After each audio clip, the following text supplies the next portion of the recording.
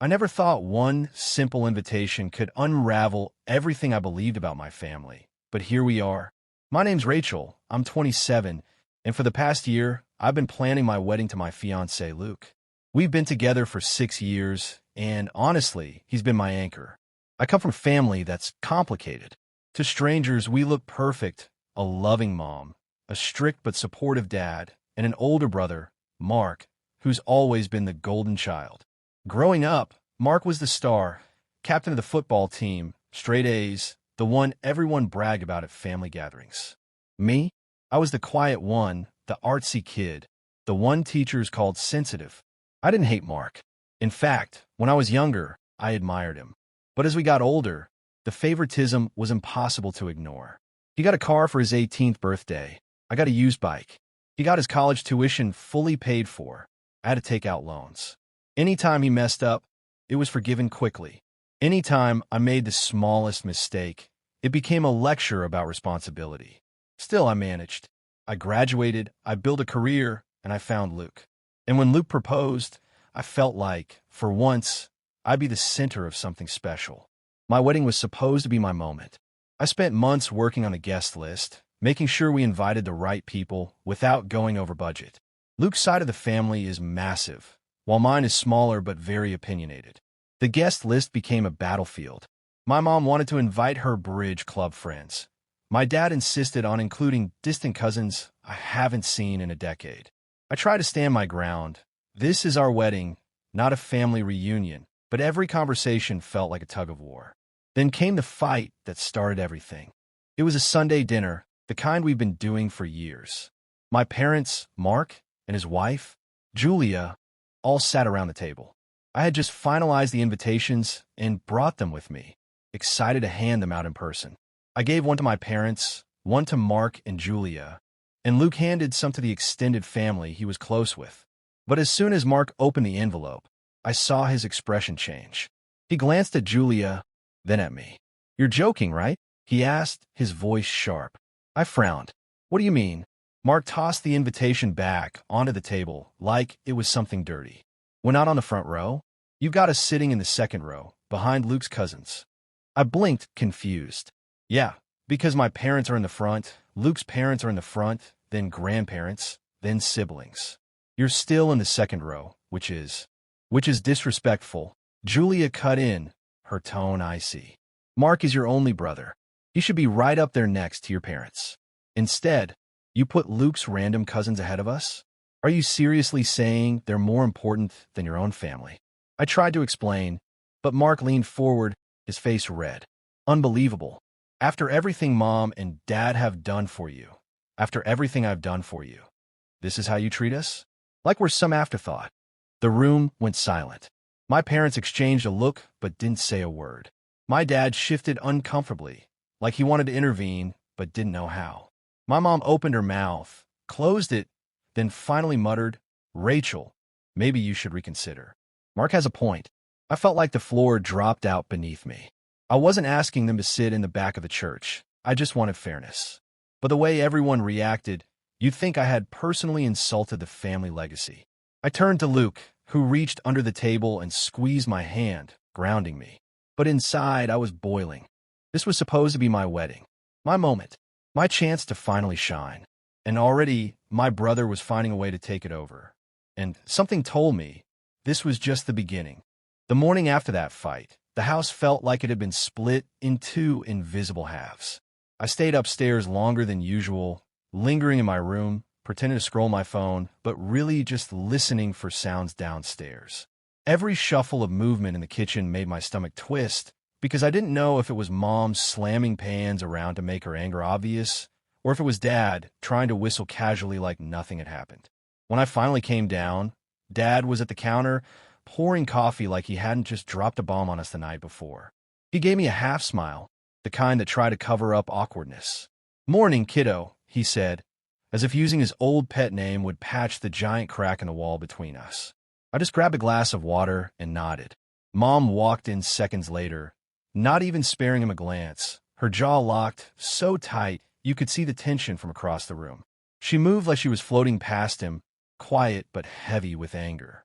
It felt like I was standing in the middle of a battlefield where the soldiers had run out of weapons but still hated each other enough to fight with silence.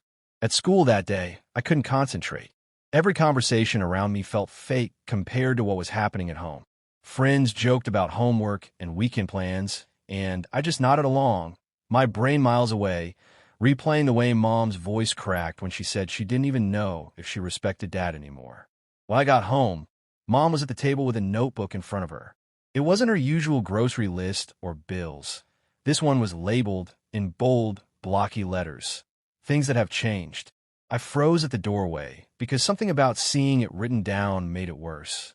It wasn't just a thought floating around anymore. It was real. She looked up, caught me staring, and closed the notebook quickly, but not before I saw the first line. Doesn't notice when I cry anymore. That one line hit harder than any fight I'd overheard. Later that night, Dad tried again. He came into my room, sat at the edge of my bed like he used to when I was younger. Listen, I know you probably don't understand everything right now, but I need you to trust me when I say I love this family. I haven't stopped. I wanted to believe him. God, I really did. But part of me couldn't forget that notebook. Couldn't forget Mom's voice, trembling with years of built-up pain. So I asked him, carefully, then why do you act like we're not even here sometimes? He sighed, rubbed his face, and gave this answer that wasn't really an answer. Life gets heavy, you know. Work, bills, pressure. I get caught up. But I didn't mean to make you or your mom feel invisible. It was strange, hearing him admit that almost made me more angry, not less. Because if he knew, if he understood, then why didn't he change sooner? Why did it have to get this bad? Over the next week, things didn't calm down. They escalated. Small arguments broke out daily. Mom started sleeping on the couch. Dad started staying late at work. And me? I became the unwilling referee, the silent witness who carried both of their words on my shoulders. One evening, I came home to find Mom sitting with a lawyer's card on the table. I froze. My throat went dry.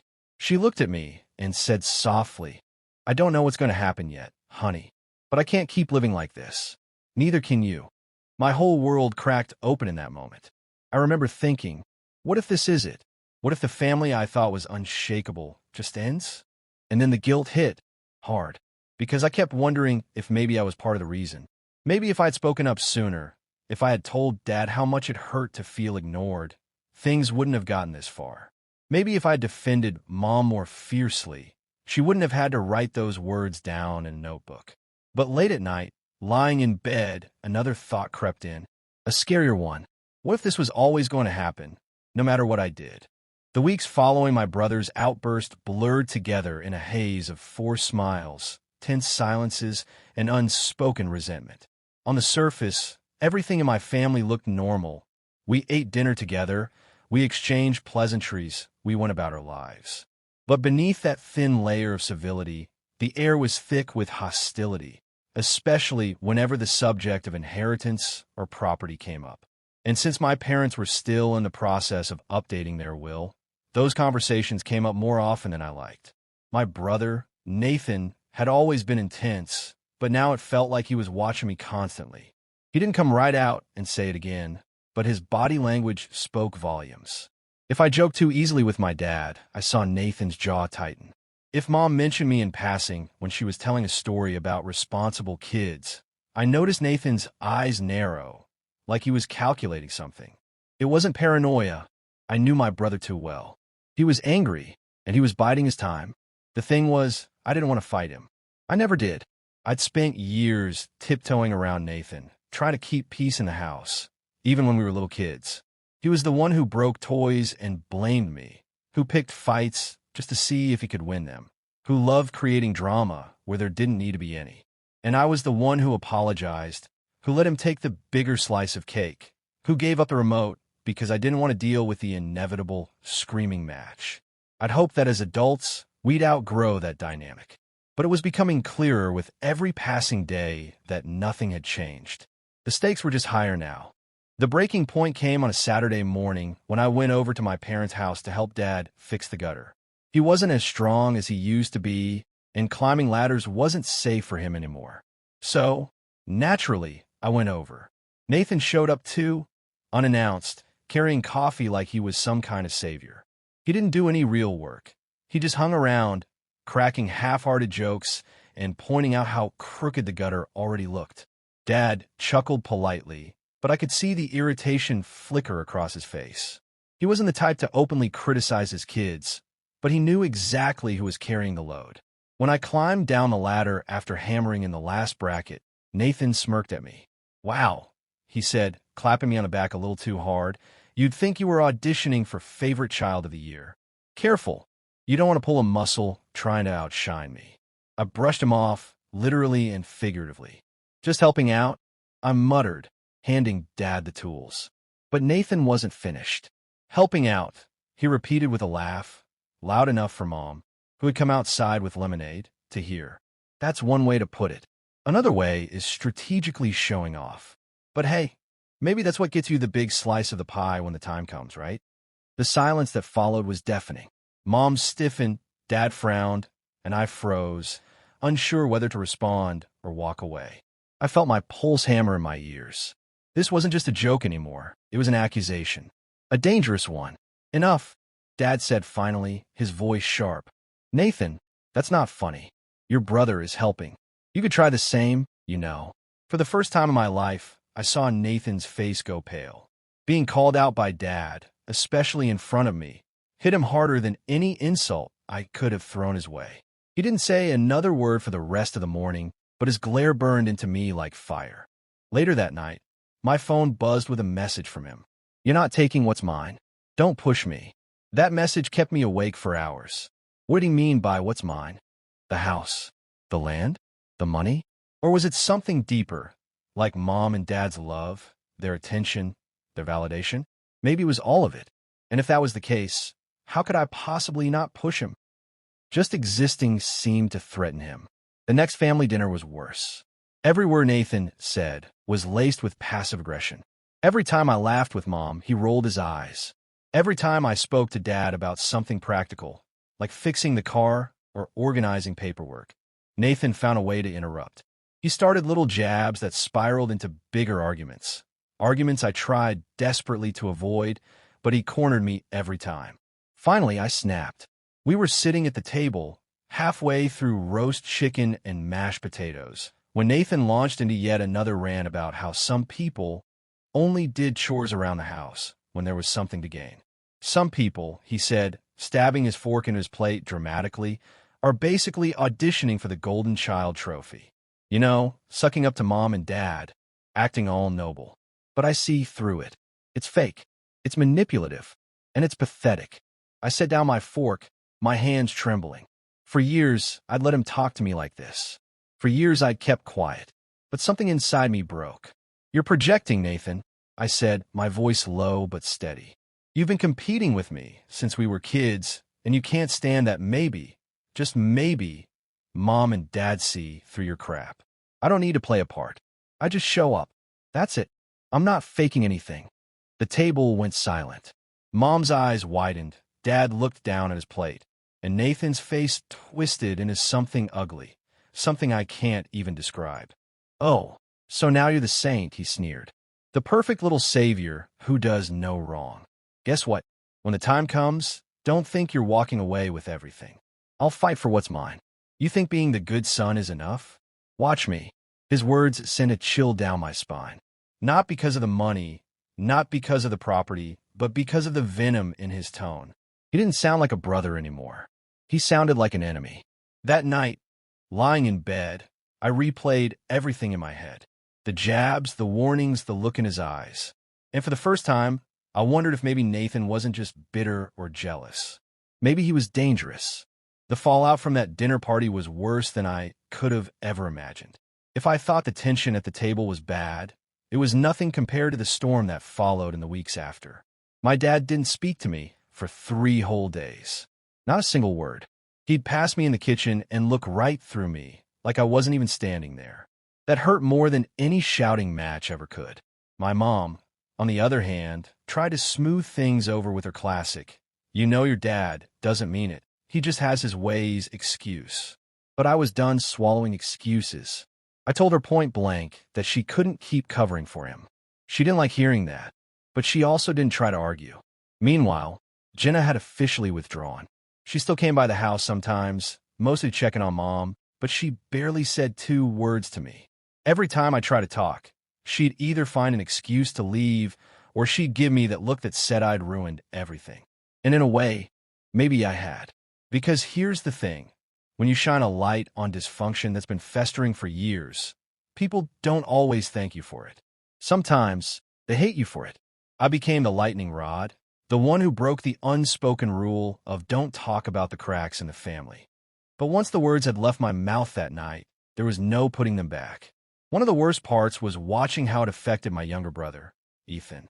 He's only 17, still in high school, and he used to idolize Dad. But after hearing me call Dad out, I could see doubt start to creep into Ethan's eyes. He didn't say much, but I caught him listening carefully whenever Dad tried to put me down. Ethan's silence said more than words. It wasn't long before the situation escalated. Dad called me in his office one night. His office was really just the den he'd claimed, walls lined with old sports trophies and books he hadn't touched in decades. He sat behind his desk like a king ready to hand down judgment. "You embarrass me in front of everyone," he said flatly. "That kind of disrespect doesn't fly in this house." I almost laughed, but I held it in. "You think me calling out your behavior is disrespect? What about the way you've treated Jenna for years?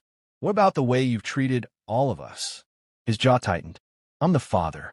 I did what I had to do to keep this family in line." "No," I snapped. "You did what you had to do to keep control. That's not the same thing." He leaned forward, pointing a finger like a weapon. "You think you're better than me? You think because you're older now, you can tell me how to run my family? You don't know what sacrifice looks like. Everything you have, everything Jenna has, came from me. Don't you dare forget that." That line hit me harder than I wanted it to. Because for years, I had believed that narrative, that we owed everything to him, that we should be grateful no matter how much pain he caused. But now, it sounded like nothing but manipulation. I told him so. That's when he stood up, so suddenly the chair scraped against the floor. He towered over me, the same way he had when I was a kid. For a split second, I braced myself because there had been moments in my childhood when that stance led to more than just yelling. But he didn't touch me. Instead, he said something that shook me to my core. "If you don't like the way I run things, then maybe you don't belong here anymore." He said it coldly, almost like he wanted me to call his bluff. But here's the thing. I wasn't sure it was a bluff.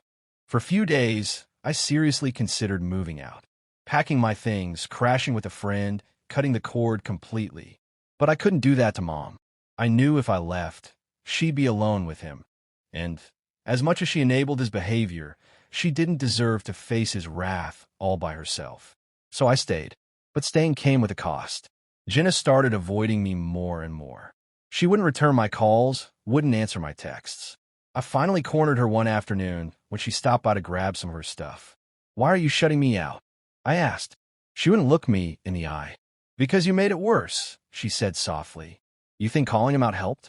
All it did was give him another reason to be angry. Now I'm the one paying for it every time I come around. My chest tightened. "That's not fair. I was trying to stand up for you." "I didn't ask you to," she shot back. "Sometimes keeping the peace is the only way to survive in this family. You don't get to decide for me." And with that, she walked out. Her words echoed in my head for days. I couldn't decide if she was right or if she was just too deep in survival mode to see the bigger picture. But either way, it left me feeling isolated. Like no matter what I did, fight back, stay quiet, leave, stay, it would all end in chaos. The breaking point came a week later, when Dad decided to punish me by cutting me off financially. He announced at dinner, like it was some grand decree, that he would no longer be helping me with tuition.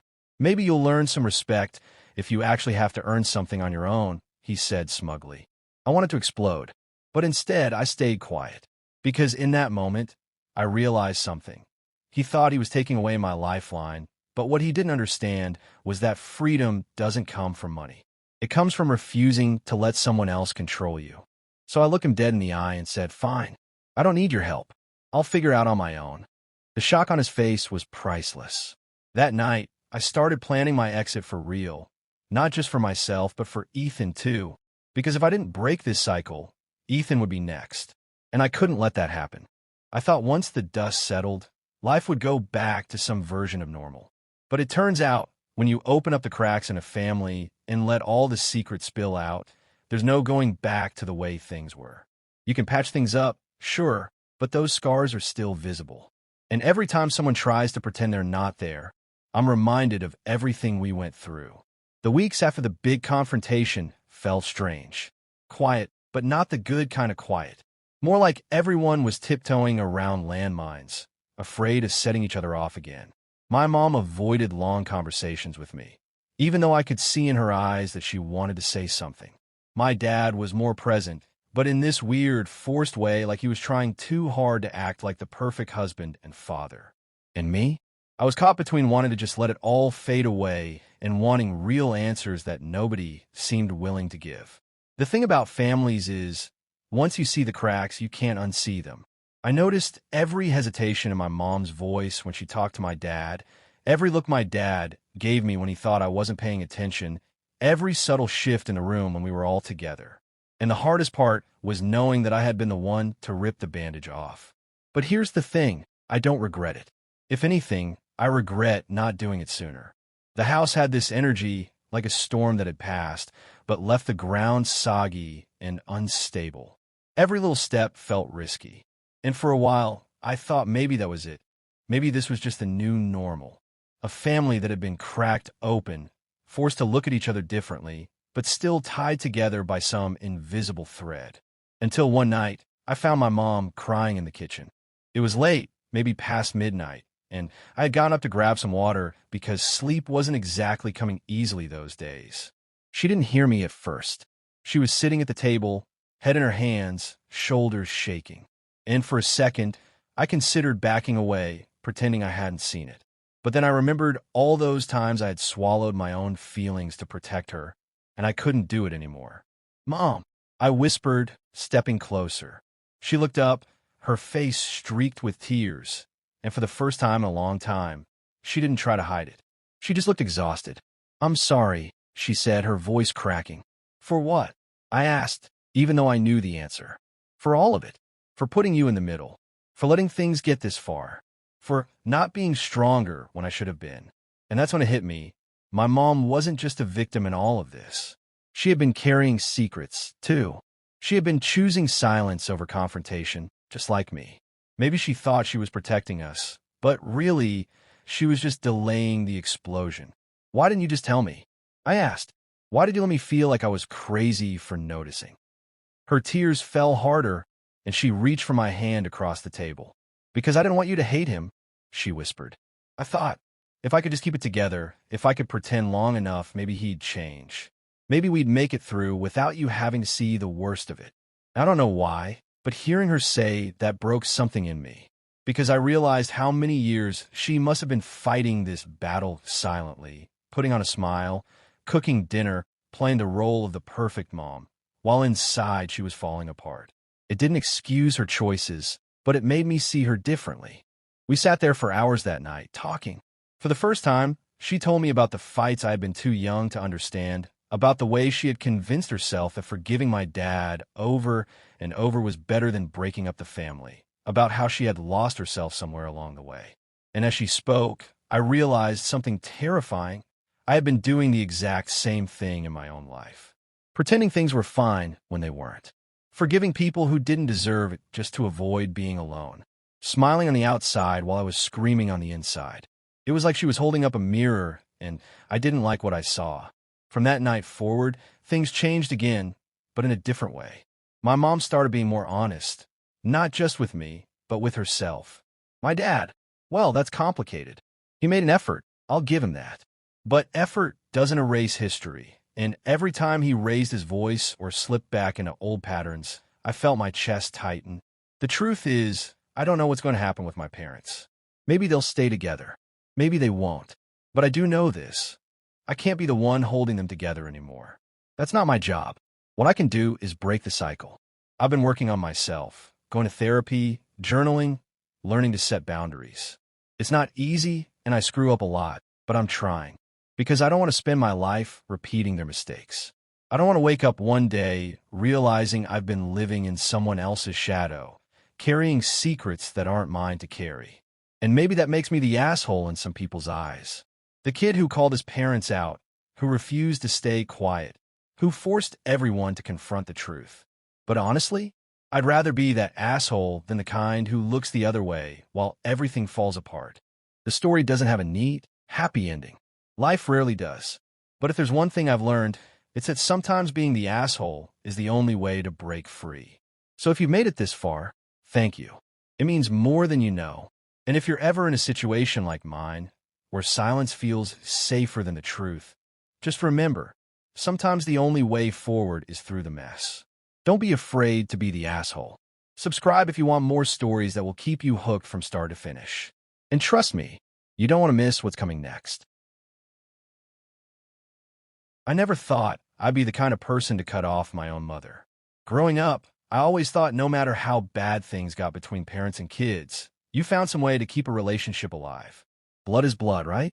That's what people say. But then again, people who say that usually had moms who tucked them in at night, not moms who disappeared for years only to suddenly reappear when it suited them. So here's the background. I grew up in a small town in Pennsylvania. My dad left when I was 6, and after that, it was just me and my mom. At least it should have been. My mom, Lisa, was only 22 when she had me, and honestly, she never seemed like she wanted to be a mom in the first place. She was always chasing after something: men, money, parties.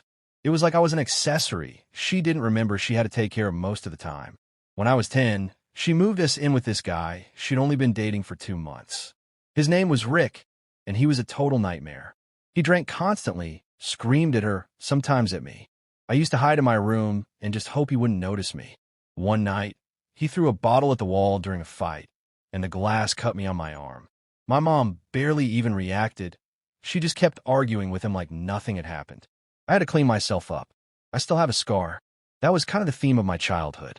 I was there, but invisible. If she had a new boyfriend, I was in the way. If she was broke, I was a burden. If she wanted to go out, I was mature enough to stay home alone. I raised myself from the time I was 12, basically. And by 16, I moved in with my best friend's family because my mom just didn't care if I was around or not. We went no contact when I was 18. She didn't come to my graduation, didn't call on my birthdays, didn't show up when I got into college. She was just gone, and I decided I was better off that way. Fast forward, I'm 27 now. I have a stable job, a husband I adore, and 2 months ago, I gave birth to my son, Ethan. Becoming a mom has been the most life-changing, emotional experience of my life. And weirdly, it's also brought back a lot of feelings about my own mother: resentment, sadness, and sometimes even this hollow ache of wondering what it would have been like if she had tried to love me the way I already love Ethan. Here's where things get messy. Out of nowhere, about 3 weeks after I came home from the hospital, I got a message request on Facebook. It was from my mom. I stared at it for a long time before I even opened it. Her profile picture was new. She looked older, her hair gray at the roots, but she was smiling. Her message said, "Hi, sweetheart. I know it's been a long time, but I heard from your cousin that you had a baby. Congratulations. I'd love the chance to meet my grandchild and reconnect with you." Just like that. As if 20 years of neglect and abandonment could be erased by a cheerful message with a smiley face emoji at the end. My gut reaction? Hell no. But then I started spiraling. I picture my son growing up and one day asking me why he didn't know his grandmother. I imagine my mom telling people that I was the reason she wasn't in her grandchild's life. Part of me worried I was repeating some cycle. But the other part of me remembered every lonely birthday. Every night I cooked myself ramen for dinner because she didn't come home. Every bruise I covered up from Rick's temper while she looked the other way. Do I really want to let this woman hold my baby? When I showed the message to my husband, he didn't hesitate. "Block her," he said. "She doesn't deserve to be in your life, and she sure as hell doesn't deserve access to Ethan. He's protective, and I love him for that." But then my cousin texted me a few days later, saying, "I think you should at least give your mom a chance. People change, and she's still your mom. Don't you want Ethan to have a grandma?" That's the thing that's been eating me alive. Because deep down, some small, broken part of me does want Ethan to have a grandma. But not if it means opening the door to all the pain and chaos I grew up with. So I messaged her back. I didn't commit to anything, but I wrote, "I don't know if I'm ready for that. You weren't there for me, and it hurt a lot. I need time to think." She responded within an hour. "I made mistakes, I admit that. But I've changed, and I want to make it up to you. Please let me meet my grandson. I promise I won't mess this up." And now here I am, sitting with this impossible decision. On one hand, protecting my son from someone who already proved they can't be trusted feels like the obvious choice. On the other, there's that voice in my head saying, what if she really did change? What if you're denying Ethan a relationship that could be good for him just because of your own pain? That's why I'm here. I feel torn in two. Am I the asshole if I refuse to let my mom meet my child?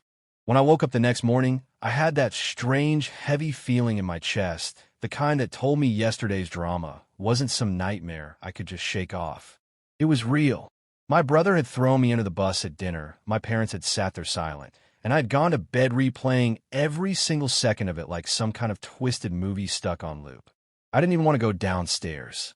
I lay in bed staring at the ceiling, wondering if it was worth it to face everyone or if I should just grab my keys, sneak out the back door, and drive until the road blurred into nothing. But running away wasn't going to solve anything. When I finally dragged myself down, the smell of coffee and toast filled the kitchen. My mom was at the counter scrolling through her phone, my dad behind a newspaper like he'd been stuck in the 90s, and my brother Kyle, yeah, the same brother who had humiliated me the night before, was shoveling cereal into his mouth like he hadn't detonated my peace of mind 12 hours ago. No one said anything when I entered, not even a good morning. That silence was worse than yelling. It was like an invisible wall pressing down on me, suffocating, deliberate. I sat, poured myself some coffee, and waited. It was Kyle who broke it, his voice so casual it made my blood boil. "You still mad about last night?" I froze mid-sip. My mom didn't even look up from her phone. My dad rustled the paper like he hadn't heard. I wanted to scream. Instead, I said through clenched teeth, "Mad? No, Kaid. Just wondering why you think it's okay to paint me as the family failure in front of everyone." He smirked, leaned back in his chair. "I didn't paint you as anything. I just told the truth. You've been drifting for years, and someone had to say it." The way he said it, like he was the brave hero bringing honesty into the light, hit me harder than I expected. He wasn't just poking at me, he actually believed it. I looked at my parents, desperate for someone to step in, but my dad stayed glued to his paper, and my mom muttered something like, "Don't start again." That was it. No defense. No correction. "No, Kyle, you went too far." I pushed my chair back, so hard it screeched across the floor. "Fine. If the truth is what you want, then here's mine. I'm tired of being the punching bag in this family. I'm tired of you, Kyle, always acting like the golden child. And I'm tired of mom and dad sitting there pretending they don't see it." The words spilled out of me, hot and shaking, louder than I intended. My mom finally looked up, eyes wide. My dad lowered the paper, and Kyle just smirked like he'd won. "Typical," he said. "Play the victim card. Blame everyone else instead of owning your mistakes." Something inside me snapped. "You know what, Kyle? You might be good at your job. You might have dad's approval, but you're a cruel asshole. You get off on tearing me down, and the worst part? You hide behind this mask of honesty to excuse it. But what you're doing isn't honesty. It's cruelty. And mom, dad, you enable it by sitting there like statues." The kitchen went dead silent. My mom's lips pressed thin, my dad's jaw clenched, but still, no one said anything in my defense. I left, slammed the door so hard the windows rattled. I didn't go back for hours. I drove aimlessly through streets I barely paid attention to, trying to outrun the storm building in my head. I thought about every holiday, every family gathering, every moment where Kyle had gotten the spotlight while I'd been shoved to the side. The little comments that piled up over years. "Maybe you should be more like your brother. Kyle's doing great. Why can't you?" All coming back like tiny knives. By the time I finally pulled over at some random lake, I felt hollow. Like I'd been screaming into a void for years, and no one had ever really listened. I sat on the hood of my car, staring at the water, wondering if I'd cross a line. Had I been too harsh? Did I overreact? Or was I finally just telling the truth that no one wanted to hear? Part of me felt powerful for finally standing up. Another part of me felt sick because deep down, I still wanted their approval, even though I hated myself for wanting it. When I eventually went back home, the tension was thick enough to choke on. The house was quiet, but the kind of quiet that hums with unspoken words. My mom avoided my eyes, my dad sat stiff in his chair, and Kyle wasn't around. I went straight to my room, closed the door, and sat in the dark. That's when I heard a knock. My dad's voice. "Can we talk?" For a second, I thought about ignoring him, but curiosity got the better of me. He came in, sat at the edge of the bed like he used to when I was a kid, but there was no warmth in his eyes now, just something heavy. "You can't keep blowing up like that," he said. "Family doesn't work that way." I almost laughed. "Family doesn't work what way, Dad?" By me finally defending myself after years of being belittled? By me pointing out the fact that Kyle treats me like trash and you just let it happen? He sighed, rubbed his temples. "Kyle's blunt. You know how he is. But he cares about you in his own way." That line, "in his own way," nearly broke me.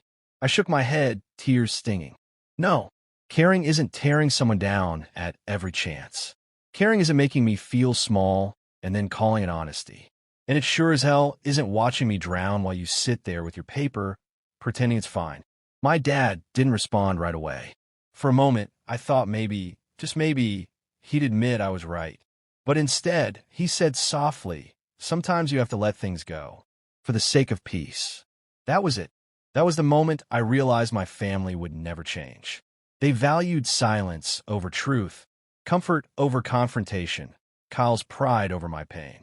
And sitting there in the dark with my dad's words echoing in my ears, I made a decision. If they weren't going to see me, I'd make sure I saw myself. For the first time in years, I wasn't afraid of what came next. That night, lying in bed, I didn't feel peace exactly, but I felt clarity. I was done begging for scraps of respect. I was done shrinking to make everyone else comfortable. And deep down, I knew this was only the beginning of the storm I was about to unleash. I thought that once my sister moved back in with her fiancé, things would calm down. Maybe she'd finally realize that I wasn't the villain she had painted me to be, and that our parents weren't obligated to give her a free ride. But of course, nothing with her was ever that simple. The first week after she left, the house actually felt like a home again. My parents weren't sighing every 5 minutes. I wasn't coming home to screaming arguments, and even my dad seemed more relaxed, like a heavy weight had been lifted off his shoulders. For the first time in months, I didn't dread walking through the front door. But peace doesn't last long in families like mine. It started with the phone calls. My sister would call my mom late at night, sometimes after midnight, crying about how hard it was living with her fiancé. She'd complain about chores, about his work schedule, about money, even though he was the one paying for everything. She'd talk about how she missed home, how she wished things could just go back to how they used to be when she didn't have responsibilities. At first, my mom just listened, offering her sympathy and reminding her that she had chosen this path. But after a few nights of these calls, I started noticing my mom's patience running thin. And then, one night, I overheard something that made my stomach drop. "I just don't understand why you can't talk to your brother," my mom said quietly into the phone. "He's trying to help you. He didn't want you gone." I froze on the stairs, gripping the banister. That wasn't true at all. I had begged them to let her leave. I had been relieved when she finally packed up her things. But here was my mom, rewriting history in real time, trying to convince my sister that I had been her ally all along. I went back to my room, furious but too tired to argue. The next morning, things escalated. My sister showed up at the house unannounced, dragging 2 massive duffel bags behind her. Her fiancé had kicked her out, according to her. But from the way she described it, it sounded more like she had thrown one of her tantrums, refusing to clean, refusing to compromise, demanding money, and he had finally had enough. She stood in the doorway like a storm cloud, glaring at me as if I had orchestrated all of this. "You happy now?" she spat. "You got what you wanted. I'm homeless because of you." My dad groaned audibly from the living room. My mom immediately rushed to comfort her, ushering her inside, while I stood frozen in disbelief. "I didn't do this," I said finally. "You can't just dump your life on me because you don't like the consequences of your choices. Her laugh was sharp, bitter. Oh, please. You've been trying to get rid of me from day one. Don't act innocent. And just like that, the fragile peace in the house shattered again. She moved back in her old room, and it was as though the last few weeks had never happened. The screaming, the slamming doors, the passive-aggressive comments over dinner, all of it returned in full force. And this time, she was angrier than ever. One night, she cornered me in the kitchen while I was washing dishes. "You think you're so perfect," she hissed, stepping close enough that I could feel her breath on my cheek. "You think Mom and Dad love you more, that you're the golden child. But you're not. You're a manipulative asshole, and everyone knows it." I gripped the edge of the counter, forcing myself not to rise to her bait. I'm not the one screaming at people and expecting the world to hand me everything. Her hand twitched like she wanted to hit me, but she stopped herself, her eyes narrowing. "One day you'll screw up, and when you do, I'll be right there to make sure everyone sees you for what you really are." That night, I couldn't sleep, not just because of what she said, but because I knew deep down she meant it. She wasn't just angry, she was plotting. And sure enough, the next week, she started her campaign against me. First, it was with my parents. She told them I was cold, that I never supported her, that I had manipulated them into pushing her out. I'd walk into the room, and she'd suddenly fall silent, giving me a smug little smile, as if to say, "See, they believe me." Then she started reaching out to extended family. My aunt called me one afternoon, furious, demanding to know why I had forced my sister to live with a man who treated her badly. Apparently, my sister had spun some story about me pressuring her to move in with her fiancé because I couldn't stand sharing a house with her anymore. It was a lie, a complete fabrication. But when I tried to explain my side, my aunt just sighed and said, "You two need to work this out. Family is family." That was the thing about my sister. She knew how to play the victim so well that people didn't even question it. The final straw came a month later, when my sister did something I'll never forgive. She went through my room. I came home from work one day and found my desk drawers pulled open, my laptop half shut, and my personal journal lying out on my bed. Pages had been ripped from it, crumpled and tossed aside. My stomach dropped. I stormed downstairs, holding the journal in my hands, my heart pounding. "Did you go through my stuff?" I demanded. She didn't even look up from the couch. "Maybe. What are you going to do about it?" My mom looked up from her phone, startled. "What's going on?" She went through my room. I shouted, my voice cracking. "She stole from me." My sister smirked. "Relax. I didn't steal anything. I just wanted to see what you write about me when you think no one's watching." My whole body went cold. "You had no right." She shrugged. "Maybe not, but now I know the truth. And if you ever try to kick me out again, I'll make sure everyone sees what you really think of them." And that's when it hit me. She wasn't just angry. She was dangerous. She had the power to twist words, to turn people against me. And now she had stolen pieces of my private life to use as ammunition. I felt cornered in my own home. And the worst part? My parents didn't take my side. Not even then. "Stop fighting," my dad muttered, sinking back into his chair. "I don't want to hear it." My mom looked between us helplessly, but she didn't defend me either. I realized in that moment that if I didn't do something soon, she would ruin me. She wasn't just my sister anymore. She was my enemy, and she was living under the same roof.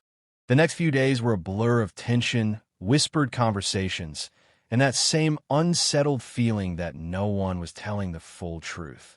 My father barely spoke to me unless it was about bills or groceries, and when he did, he was distant, as if he'd emotionally moved out of the house even while still sitting in his recliner. My mom was quieter than usual too, but not in a sad way, in a calculating way, like she was carefully choosing every word she said around me. I started wondering if maybe I'd been blind for years.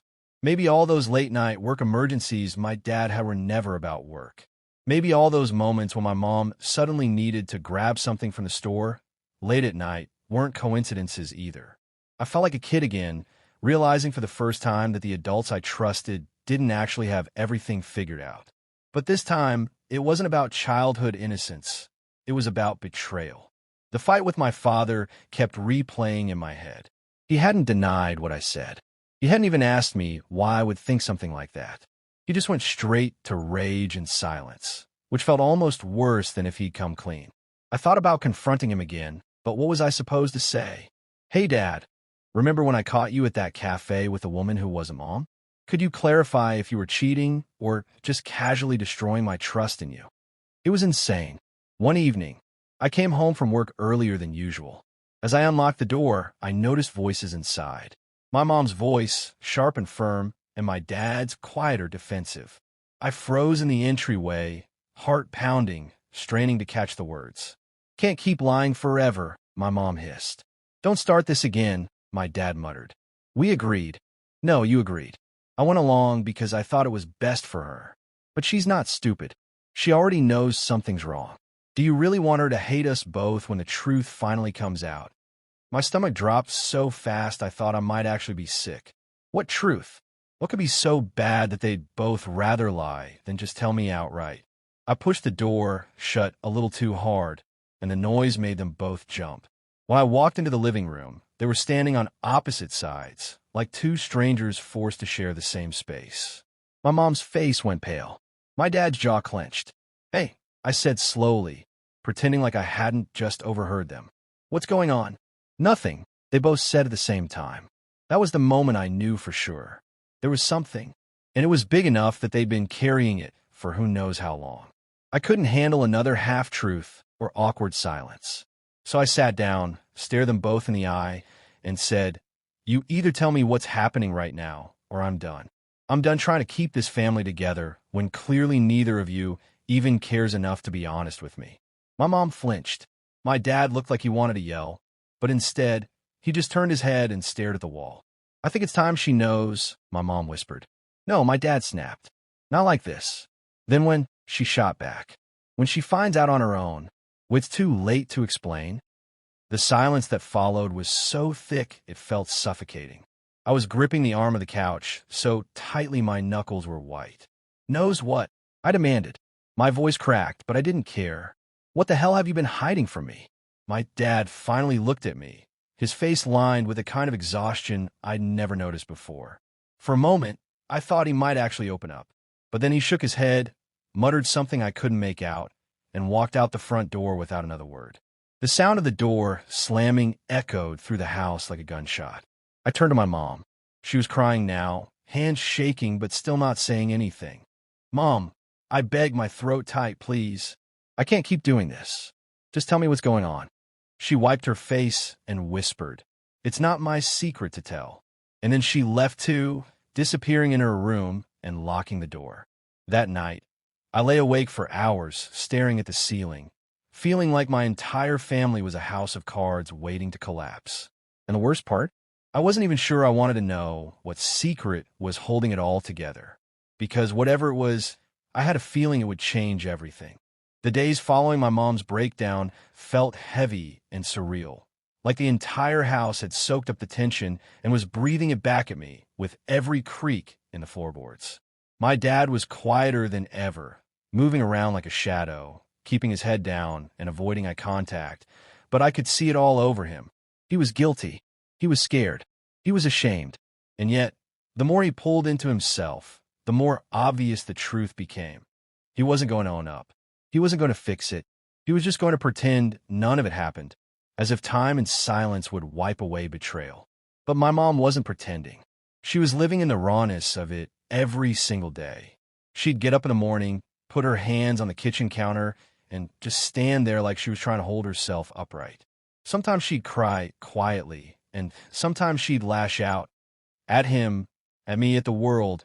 But what struck me most was how her strength came and went in waves. One moment she was broken, the next she was spitting fire at my dad, demanding answers, and then she'd crash all over again. I kept wondering if I should have kept my mouth shut, if exposing what I'd seen only ripped open wounds she might never have discovered. But then another part of me, the angry, protective part, reminded me that my dad had made this bed, not me. If he hadn't been sneaking around like some coward, there would have been nothing for me to expose in the first place. Still, the guilt clawed at me. My sister wouldn't speak to me. My mom alternated between thanking me and resenting me. My dad, he looked at me like I'd betrayed him, when in reality, He was the one who betrayed all of us. One evening, about a week later, everything boiled over. My dad came home later than usual, his shirt wrinkled, his tie loose, and his phone buzzing nonstop in his pocket. My mom caught the way he jumped at the vibration, like the phone itself was incriminating. She exploded. "Who is it this time, huh? Is it her? You think you can walk in here, smelling like a stranger's house, and expect me to stay quiet?" My dad snapped back, louder than I'd ever heard him. "I work. That's what I do. I work all day, and you think every second I'm gone I'm with someone else? You don't even know what you're talking about." I couldn't sit there and listen to him gaslight her anymore. I got up from the table and said it plain. "Dad, stop lying. I saw you. I saw you with her. You're still doing it. Don't stand here and act like mom's crazy when I literally watched you put your arms around another woman." The silence that followed was suffocating. My mom's face crumbled, my sister ran upstairs, and my dad stared at me with this cold, cutting look. He didn't even try to defend himself anymore. He just grabbed his jacket and stormed out. That was the night my mom decided to kick him out. She packed a bag for him, shoved it toward the door, and told him she wasn't going to be made into a fool again. He didn't fight it. He didn't even argue. He just left. The weeks that followed were hellish in a different way. My mom was hollowed out, but determined to rebuild. She started sleeping in the guest room because she said the master bedroom made her sick. She'd talk to me in spurts, asking if I thought she was doing the right thing, if she should forgive him, if I hated her for staying so long in the first place. I kept telling her none of it was her fault, but inside I was raging. At him, at myself, at the way families can shatter from one person's selfish choices. My sister still hadn't forgiven me. One night, she finally burst into my room. "You didn't just ruin their marriage. You ruined my life. You think you're some hero? You're not. You just wanted to be the one who blew everything up." Her words sliced through me. I wanted to scream that I didn't want to be in this position, that I'd give anything for our family to be whole. But all I could do was sit there and take it. It took months, but slowly my mom started standing taller again. She filed for separation. She started cooking meals she liked, not just what Dad used to want. She laughed again sometimes. Not often, but sometimes. And my dad? He called, he texted, he begged to come back. He said it was all a mistake. He said he loved us. But every time, my mom looked at me, then at my sister, and shook her head. Too late. I don't know if I did the right thing. I don't know if telling my mom saved her or broke her. But I know one thing. I couldn't keep living with a secret that was poisoning all of us. Maybe that makes me the asshole in my dad's eyes. Maybe in my sister's too. But in my heart, I know I told the truth because someone had to. And now, years later, when I see my mom living her own life, finally smiling without checking over her shoulder, I know I'd do it all again. If you made it here, I just want to say thanks for sticking through this story with me. If you enjoy these deep and emotional stories, hit that subscribe button and join me for more. Your support really helps me keep going and sharing these moments with you. Weddings are supposed to be one of the happiest days of your life, right? That's what I always told myself when I was younger. When I look at photos of my parents' wedding, my cousins' weddings, even random strangers online, I'd imagine the dress, the flowers, the music, the joy. But no one ever tells you how messy family dynamics can completely flip that dream into a nightmare. And no one ever tells you what it feels like when someone you love decides your happiness is nothing compared to their need to be the center of attention. My fiancé, Michael, and I had been together for almost 6 years before we got engaged. We weren't in a rush, but when he finally proposed, it felt like everything clicked into place. We were stable, we loved each other deeply, and we were ready to start this new chapter together. Planning the wedding felt exciting at first, picking venues, tasting cakes, designing invitations. But from the very first planning session, there was one person who made everything feel like a battle. My brother, Jason. Jason has always been difficult. He's the kind of guy who believes the world revolves around him. Growing up, he was the golden child. My parents always seemed to cut him slack for everything. He'd break something? Oh, boys will be boys. He'd fail class? He's just not applying himself. Meanwhile, I was expected to be the responsible one, the achiever, the one who kept everything together. Still, he's my brother. I love him despite the flaws.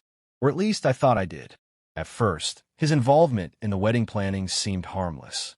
He'd crack jokes about the color schemes or suggest songs for the playlist. But soon, it became clear that Jason didn't just want to help. He wanted control. He started inserting himself into conversations with vendors, making decisions without asking me or Michael, and loudly criticizing any choice that wasn't his idea. For example, when we picked a beautiful old estate as our venue, Jason scoffed. "Really? This looks like something out of a history textbook. Why not rent a modern hotel ballroom? People will be bored out of their minds here." When I chose a dress, Jason wrinkled his nose and said, "That doesn't scream bride. That screams trying too hard." Even Michael, who's usually incredibly patient, was starting to lose it. After one meeting, where Jason monopolized the conversation with the florist, insisting we scrap roses for tropical arrangements, Michael pulled me aside and whispered, "Why is your brother acting like this is his wedding?" I didn't have an answer. Things only escalated when Jason announced, without asking, that he wanted to give a speech at the reception. Now, normally that would be fine. Brothers often give speeches, right? But Jason didn't want to just give a speech. He wanted to be the main speech. He demanded to speak after Michael's best man and insisted his speech would be the highlight of the evening. I tried to gently tell him that while he could absolutely speak, I didn't want him to overshadow the day. His response? "Relax. You'll thank me later. People will remember my speech long after they forget yours." It was infuriating. The worst came 2 weeks before the wedding. Jason showed up at my house with a binder. I'm not kidding, a full binder with color-coded tabs. He sat me and Michael down and said, "Okay, so I've been working on some improvements for your wedding. I think you'll find these ideas way better than what you've planned so far." Inside the binder were alternative seating charts, a new menu, and even a suggested change of venue. Yes, 2 weeks before the wedding. He wanted to cancel everything we had worked on for months. When I laughed out of shock, Jason scowled. "I'm serious. You guys are making rookie mistakes. This wedding is shaping up to be boring. If you trust me, I can fix it." Michael's face went red. He looked like he was about to explode, but I squeezed his hand, silently telling him to let me handle it. I told Jason, as calmly as I could, that the wedding was mine and Michael's, not his. That we had worked hard on every detail and didn't need him to fix anything. Jason stormed out, slamming the binder shut like a rejected genius. But I should have known he wouldn't stop there. On the day of the rehearsal dinner, Jason showed up late, dressed in a suit more expensive than anything I'd ever seen him wear. While everyone else was celebrating, eating, and practicing for the big day, Jason stood up with his glass and gave this long, self-aggrandizing toast. It wasn't about me and Michael. It was about him. "Watching my sister grow up has been tough because I've always had to lead by example," he said. "But now, seeing her marry Michael, I realize she's finally catching up to me. And I think we can all agree this wedding will be unforgettable, mainly because I'll make sure of it." People laughed nervously. Michael's best man later told me he wanted to knock Jason off his chair. But the rehearsal was just the appetizer to the real disaster, the wedding day itself, because Jason decided to turn our wedding into his stage. The next morning, I woke up with this strange heaviness in my chest, the kind of weight you feel when you know something's wrong, but you can't quite name it yet. The argument from last night replayed in my head like a scratched-up record. The way my wife, Anna, looked at me with those sharp, almost cold eyes, and how her tone carried more venom than frustration. I've been married to her for 8 years, and I could always tell the difference. Frustration is when you roll your eyes, sigh, or slam a cabinet. But venom, that's deeper. That's when the words are meant to stick, meant to cut, meant to leave a mark you won't forget. And hers had left a mark. I sat at the edge of the bed, staring at the sunlight bleeding through the blinds. Anna was still asleep, her hair spilling over her pillow in messy curls. For a second, I thought about reaching out and brushing it away from her face like I used to do when we were younger, when mornings meant kissing before coffee and not checking our phones before speaking. But something held me back. Something told me that if I reached for her now, she'd either flinch or pretend to still be asleep, both of which would slice me open in ways I wasn't ready for before breakfast. I went downstairs instead. The kitchen smelled faintly like the garlic pasta we'd barely touched last night. I brewed coffee and tried to drown the silence with the gurgling sound of the machine. My phone buzzed on the counter, and when I picked it up, I noticed a message from my younger sister, Emily. She had texted late last night, but I've been too caught up in the storm with Anna to notice. Her message was simple. "Hey, are you okay? I saw your post." I froze. My post. I scrolled, my heart pounding, and then it hit me like a punch to the ribs. Anna had taken to Facebook after our fight. She hadn't mentioned me by name, but the words were there for everyone to decode. Funny how some people say they're family men, but can't even show up when it matters. Tired of being the only adult in this house. The comments were already stacking up. Her friends, her co-workers, even some of her cousins chimed in with the usual chorus of validation. "Preach, girl. You deserve better. Men can be so disappointing."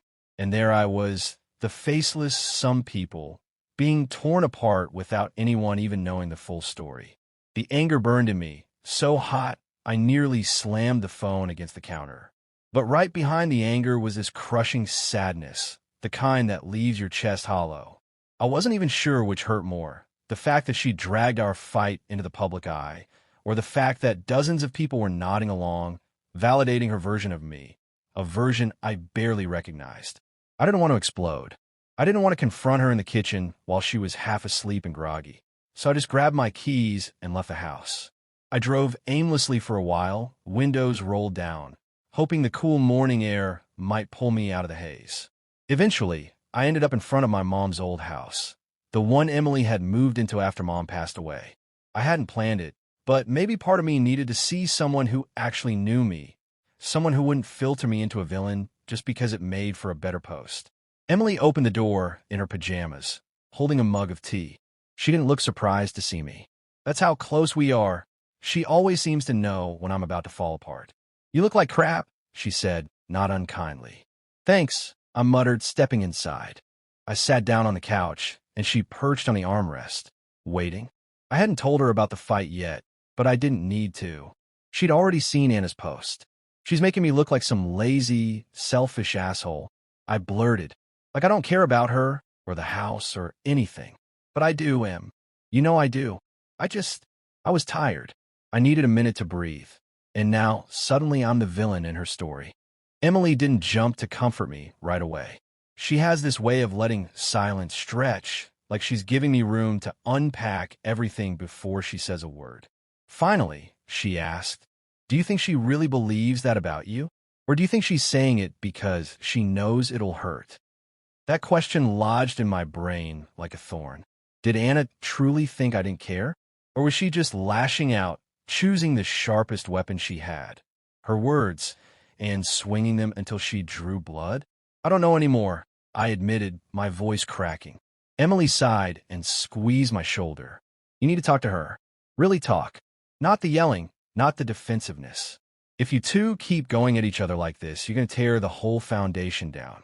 And once it's gone, it's damn near impossible to rebuild." I nodded, but deep inside, a darker thought was gnawing at me. What if the foundation's already cracked beyond repair? When I finally drove back home, Anna was awake, sitting at the dining table with her laptop open. She looked up when I walked in, her expression unreadable. For a second, we just stared at each other, the silence between us heavier than anything Emily's house had offered. "You left without saying anything," she said flatly. "You posted about me on Facebook," I shot back. Her eyes narrowed. "So, you think I don't get to vent when I'm drowning over here?" "Venting is one thing," I said, my voice shaking. "Humiliating me in front of your entire social circle is another. Do you know how it feels to have my sister text me asking if I'm okay because of what you wrote?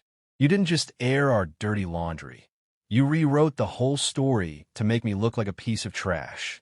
Anna slammed her laptop shut, the sound sharp and final. "Maybe if you actually stepped up, I wouldn't have to say anything." That was it. That was the moment I realized this wasn't just about last night's argument. This was deeper, older, something festering beneath the surface for years. It wasn't about garlic pasta or cleaning the kitchen. It was about her resentment, her belief that I wasn't enough, that I wasn't doing enough, that I wasn't being enough. And suddenly, I wasn't sure if any amount of talking could fix that. I barely slept that night. The words my mom had thrown at me, selfish, entitled, ungrateful, echoed in my head. It wasn't just about the cabin anymore. It was about the way she had twisted my role in this family into something ugly. The more I thought about it, the more I realized she had always been good at that, making me feel like I was being unreasonable when really I was just asking for a sliver of fairness. By morning, I had a pounding headache. My phone had blown up overnight with texts from my siblings. Some were short and blunt, like my brother Ethan's. Just let it go. Not worth the drama. Others were full of passive-aggressive guilt trips, like my sister Rachel's. We all had plans for that cabin. You taking it over makes you look bad, even if you don't see it that way. What stood out most wasn't what they said, it was what they didn't say. Not a single one of them asked how I was doing. Not one acknowledged that I had been the one to fight for that cabin, the one to care for Dad when they didn't want to deal with the mess of his grief. They were only worried about what they stood to lose. That realization hit hard. It wasn't just about the cabin. It was about the roles we'd all fallen into after Dad died. I became the caretaker, the responsible one, the one who smoothed things over so the rest of them could go on with their lives. I thought maybe, just maybe, I'd earn enough goodwill for them to support me on this one decision. Instead, they circled the wagons around my mom and made me the villain. I stared at Ethan's text, my thumb hovering over the keyboard. I wanted to scream at him, to remind him how many nights I stayed up with Dad when he couldn't sleep, how many weekends I spent fixing up that cabin while Ethan was off on some work trip. But then I realized he wouldn't care. He never had. Instead, I put my phone down and walked out to the cabin. The drive was long, winding, and quiet. Just me, the sound of the tires on the road, and my thoughts. Every turn in the road was lined with tall pines, their branches swaying slightly in the breeze. The closer I got, the more my chest tightened. I needed this place. I could feel it deep in my bones. When I pulled up, the sight of the cabin nearly undid me. The old wooden beams, the stone chimney, the porch where I used to sit with Dad as he told me stories about his own childhood. Every detail screamed of him. The screen door still creaked the same way, though it smelled faintly of pine and smoke, the same as it did the day we scattered his ashes by the lake. I walked inside, and it was like stepping into a time capsule. Dad's favorite chair was still by the fireplace. The shelves were still full of his books, some with pages dog-eared, others with little notes in the margins. The place wasn't fancy, but it felt alive with his presence. And that's when I broke down. I sank into the chair and let the tears come. For months, I had been holding everything together, being the strong one, the mediator, the dutiful child. But here, in the cabin, I didn't have to pretend. I could miss him openly.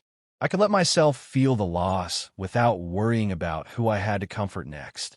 That night, I lit a fire in the fireplace and sat in the glow of the flames, reading one of Dad's old books. It felt right. It felt like I was exactly where I was meant to be. But deep down, I knew the peace wouldn't last. My siblings and my mom weren't going to let this go. And I had a sinking feeling that the real battle was only just beginning. The weeks after the disastrous family dinner turned into a blur of tense silences, late-night arguments, and a growing pit in my stomach that never seemed to fade. It was like living inside a storm cloud. Constant static, every conversation laced with lightning waiting to strike. My parents pretended like nothing happened, which was almost worse than if they had yelled at me every day. My mom would set the table like always, slide my plate across with a tight smile, and then look down at her food instead of at me. My dad, he was harder to read. Some nights he'd just chew slowly, his jaw tight, his eyes never leaving me. Other nights he'd act overly cheerful, like cracking bad jokes or trying to make small talk about sports, which felt like an insult because we both knew the elephant in the room was suffocating us. But the worst part wasn't even them. It was the way my sister, Rachel, started acting. She used to be my safe place, my buffer, the one who rolled her eyes when my dad made a snide remark and whispered to me later, "Don't let him get to you." But after that night, she barely spoke to me. When she did, her words were clipped practical. "Can you pass the salt?" Or, "Don't forget to take out the trash." No words. No joking around. I couldn't tell if she was scared, disappointed, or angry. Maybe all three. I'd lie awake at night, trying to replay the scene in my head. The accusations, the shouting, my mom crying, my dad pounding his fist on the table. But what haunted me most was Rachel's face, wide-eyed, pale, like she didn't recognize me anymore. I kept asking myself, was I the asshole? Not just in the way people throw that word around, but in the deepest, most gut-wrenching sense of the word. Had I destroyed something in our family that couldn't be repaired? Was I selfish for even speaking up? The days blurred, and then something happened that cracked the fragile silence wide open. One Friday night, I came home later than usual. I've been wandering the city, aimlessly walking through streets I didn't even recognize, just to avoid going back to that suffocating house. When I finally pushed open the door, the air inside felt heavy. My parents were sitting in the living room, the TV on, but muted, their faces lit only by the flickering screen. Rachel was upstairs, at least I assumed she was. My mom looked up at me, her eyes tired, her hair pulled back in that messy bun she always wore when she was stressed. "Sit down," she said softly. Something in her tone made my chest tighten. I dropped my bag by the door and sank into the chair across from them. My dad leaned forward, elbows on his knees, staring at me with that same unblinking intensity he always had when he wanted to make a point. "We've been talking," he started, his voice low but firm. "And we can't keep going like this." My pulse spiked. "Like what?" He gestured vaguely between us. "This tension, this fighting, you stirring up trouble where there doesn't need to be any." I felt heat rise in my chest. Trouble? I didn't stir anything up. I just told the truth. "That's not enough," he snapped, his voice sharp. My mom flinched. "You don't get to dictate what truth is. You don't get to tear this family apart because you think you know everything." I opened my mouth to argue, but then my mom cut in, her voice trembling. "Honey, please. We just want peace. That's all." She looked at me like I held the key, like I was the one responsible for the fracture splitting our family down the middle. And maybe I was. But something inside me broke in that moment. Because peace, the kind they wanted, wasn't real. It was silence, submission, pretending things were fine when they weren't. And I couldn't do that anymore. I can't unsay what I said. I told them, my voice shaking but steady. I can't pretend like it didn't happen. And I can't live in this house walking on eggshells, waiting for someone to explode. If that makes me the asshole, fine. But at least I'm honest about it. My dad's jaw clenched. For a moment, I thought he might lunge at me. Instead, he stood up, towering over me, his shadow swallowing me whole. "If you can't respect this family, then maybe you shouldn't be part of it." The words hit me like a punch to the gut. My mom gasped, reaching for his arm. "Don't say that," she whispered. But he shrugged her off, eyes still burning into me. I wanted to shout back, to scream that I was part of this family, whether he liked it or not. To remind him of every sacrifice I'd made, every time I'd bitten my tongue just to keep the peace. But the words got stuck in my throat. All I could do was sit there, frozen, while the room around me seemed to shrink. Finally, I stood up. My legs felt like lead. "Fine," I muttered. "If that's what you want." I grabbed my bag, turned, and walked out the door.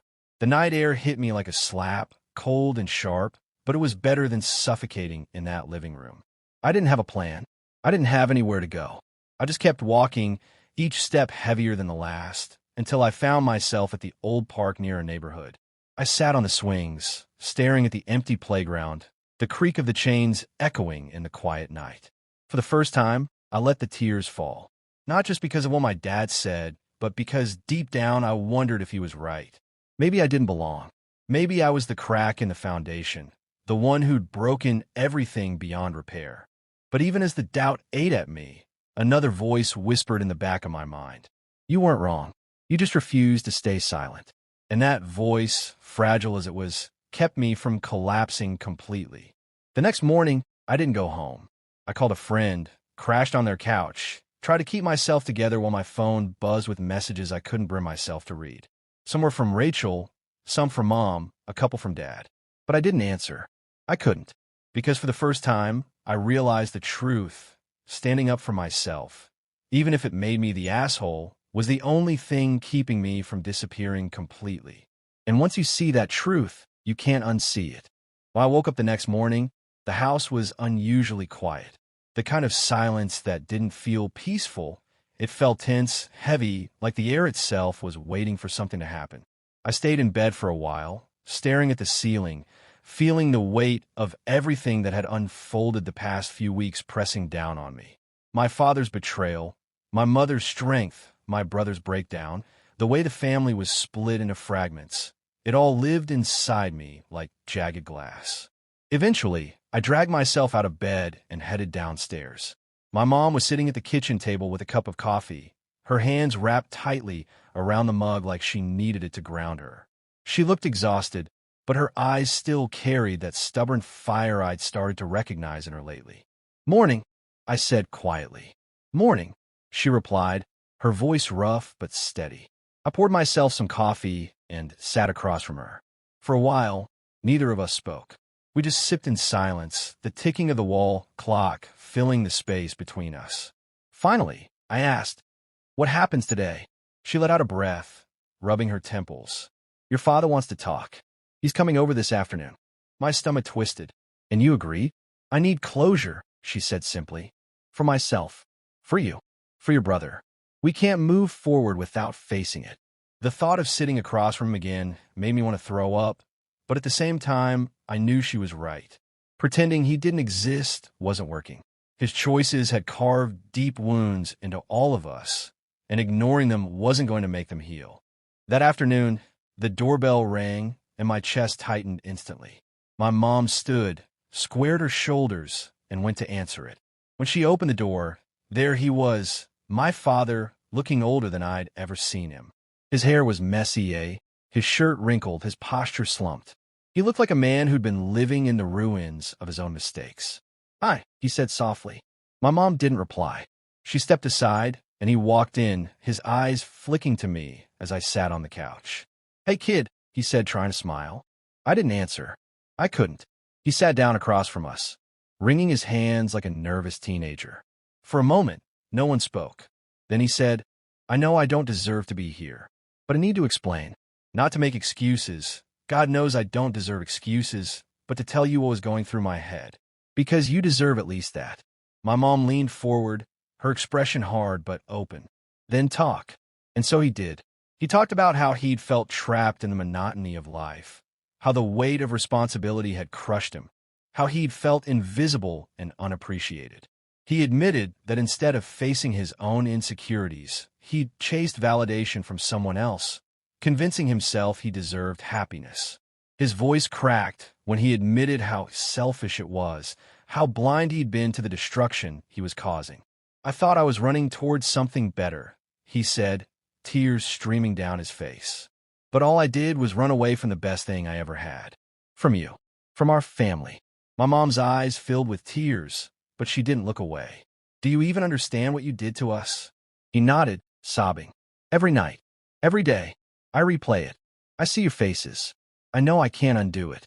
I know I've lost the right to be your husband, maybe even your father.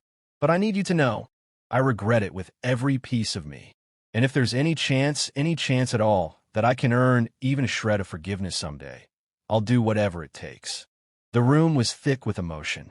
My chest ached, my throat burned, and my hands shook. I wanted to scream at him, hit him, cry into his chest like I was a little kid again. But all I could do was sit there, feeling the hurricane of conflicting emotions rip through me. My mom wiped her cheeks, her voice trembling. "I don't know if forgiveness is possible. Not today. Maybe not ever. But I appreciate your honesty. And I appreciate that you're finally owning up to it. That's something." He nodded, devastated but accepting. The three of us sat in silence, the weight of years of love and betrayal pressing down on us. And for the first time, I realized that healing wasn't about erasing what happened. It was about learning how to carry it, how to live with the scars without letting them define us. When he finally left, the house felt emptier but lighter somehow. My mom leaned against the wall, exhausted, and I walked over to hug her. She clung to me like I was her anchor, and I realized maybe I was. In that moment, I understood something important. Families don't break in one clean snap. They splinter, fracture, and sometimes, even in their brokenness, they find a way to keep standing. And maybe, just maybe, we would too. If you've been through a story like this, you know how painful it is. If you want to hear more powerful stories like this one, make sure to subscribe. You don't want to miss what comes next.